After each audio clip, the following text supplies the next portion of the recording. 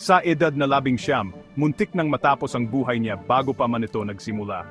Pagdating ng edad 40, nagawa niya ang bagay na sinasabi ng mga scholar sa loob ng maraming henerasyon na imposibleng gawin. Ang pangalan niya ay Alice Cober, at kung wala siya, isa sa mga pinakamahalagang pag-decipher sa kasaysayan ng tao ay hindi sana nangyari. Ipinanganak si Alice Cober sa Manhattan noong 1906, anak ng mga Hungarian immigrant na pinahalagahan ng edukasyon, pero simple lang ang pamumuhay. Matalino na siya bata pa lang. Habang ang ibang bata ay nagme-memorize ng lessons, si Alice ay nag-absorb ng mga lengguwahe. Pagdating ng high school, master na niya ang Latin at Greek. Sa Hunter College, dinagdagan niya ng German at French, at kalaunan ay tinuruan niya ang sarili niya ng Sanskrit, hindi dahil requirement, kundi dahil sa curiosity. Gusto niyang maging classical scholar sa panahon na ang mga babae ay mahinahon na pinipigilan na maghangad ng ganoong mga bagay. Sa kalagitnaan ng 1920s, habang estudyante pa, nabuntis si Alice. Kinumpirma ng historical record na nanganak siya at ipinaampo ng bata, bagamat marami pa ring detalye ang nananatiling pribado. Para sa isang dalagang babae sa panahong iyon, ang stigma ay nakakapinsala. Binago nito ang takbo ng kanyang buhay ng permanente. Hindi siya nagpakasal, hindi na nagkaroon ng ibang anak, at bihira siyang magsalita tungkol sa karanasan. Ang ginawa niya instead ay magtrabaho. Natapos niya ang kanyang pag-aaral, nakakuha ng doctorate mula sa Columbia University noong 1932, at tinanggap ang posisyon sa pagtuturo sa Brooklyn College. Hindi ito isang prestihiyosong appointment. Hindi siya kailanman magkakaroon ng posisyon sa Oxford o Cambridge. Hindi siya kailanman magkakaroon ng institutional funding o research team. At doon niya natuklasan ang Linear B. Noong 1800, natuklasan ng British archaeologist na si Arthur Evans ang libu-libong clay tablets sa Knossos sa Crete. Lahat ay may sulat na hindi kilala na nagmula pa sa sibilisasyong Mycenaean. Tinawag itong Linear B ni Evans. Sa loob ng ilang dekada, sinubukan ng mga scholar na i-decipher ito, at well, nag-fail sila. Maraming tao ang nagpumilit na ito ay kumakatawan sa isang non-Greek language. Marahil ay isang bagay na religious o ceremonial, at karamihan sa kanila ay umasa lang sa intuition, at honestly, maraming assumptions. May ibang nakita si Alice Cober. Naniniwala siya na ang problema ay hindi talaga tungkol sa intelligence, ito ay tungkol sa method. Imbes na manghula kung ano ang language, pinili niyang i-analyze kung ano talaga ang ginagawa nito. Tinrato niya ang Linear B hindi bilang poetry, kundi bilang data. Naghanap siya ng structure, repetition, at grammar. Talagang inaral niya ang mga patterns.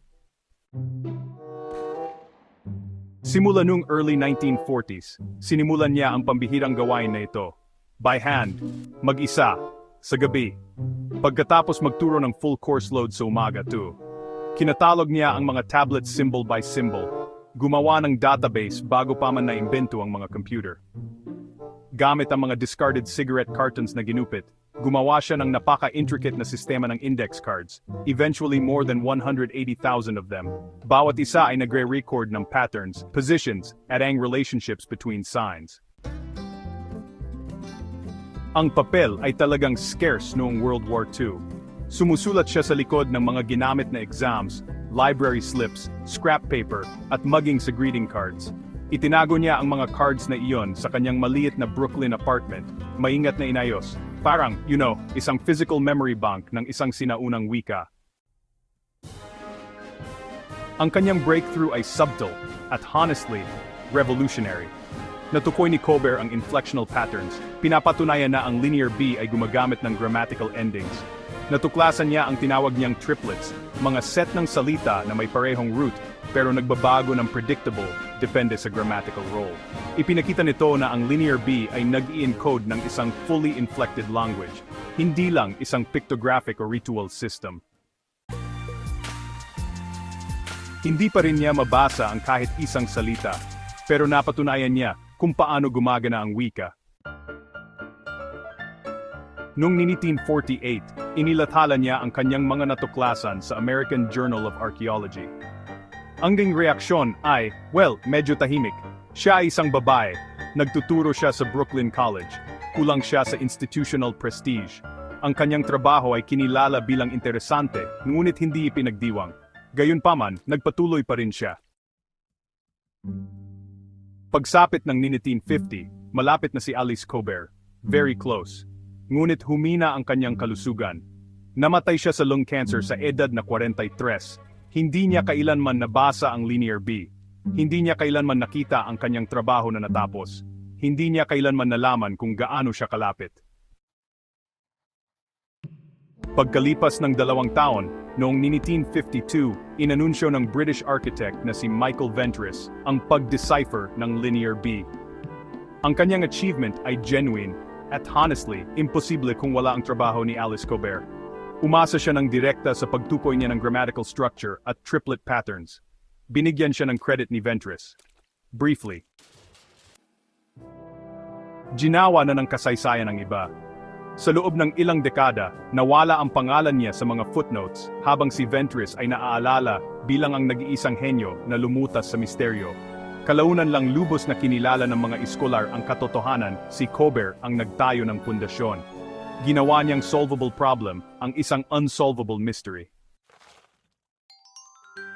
Dahil sa kanya, alam na natin ngayon na ang Linear B ay nagtatala ng isang maagang anyo ng Greek, na ang Greek ay sinasalita centuries bago si Homer, na ang mga Mycenaean ay mga administrators, traders, at record keepers, hindi mga mythic shadows. Isang buong sibilisasyon ang nagsasalita muli dahil tumanggi si Alice Colbert na manghula at pinili niyang patunayan. Ang kanyang original na index cards ay nakapreserba ngayon, tangible evidence ng brilliance na ginawa sa isolation. Tahimik siyang namuhay, walang pagod siyang nagtrabaho, namatay siyang hindi kilala. At pagkalipas ng ilang dekada, sa wakas ay nalaman ng mundo ang kanyang pangalan. Alice Colbert, ang babae na muling bumuhay sa isang sibilisasyon nang hindi man lang naririnig ang boses nito.